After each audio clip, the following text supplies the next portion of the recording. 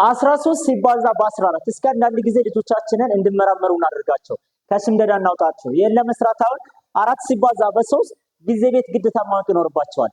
ጊዜ ቤት ሳሸመድዱ በጣቶቻችሁ መስራት እንደምትችሉ በነግራችሁስ 13 ሲባዛ በ14 የሚለውን ለመስራት ከትንሿ ጣት ጀምራችሁ እስከ አውራ ጣታችሁ ድረስ ከ11 እስከ 15 ወክሏቸው 11 12 13 14 15 በዚህኛው በኩል 11 12 13 14 15 13 እና 14 የሚወክሉትን ጣቶች አገናኟቸው 11 12 13 በዚህኛው በኩል ደግሞ 14 11 12 13 14 እነዚህ የቆሙትን ጣቶች አገናኟቸው።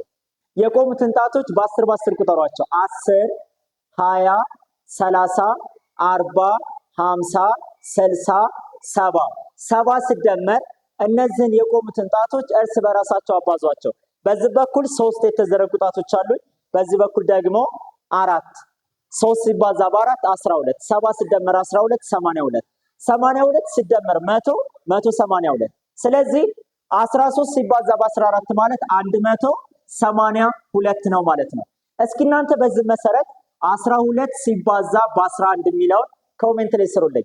አራቱን ሂሳብ ስሌቶች በቀላሉ በጣቶቻችንና በአባከስ ለመስራት የሚያስችል መጽሐፍ ሂሳብን በጣቴ በኢትዮጵያ ለመጀመሪያ ጊዜ የታተመ መጽሐፍ ሲሆን ሙሉ የአባከስ ስልጠናን የሚያሰለጥን መጽሐፍ ነው።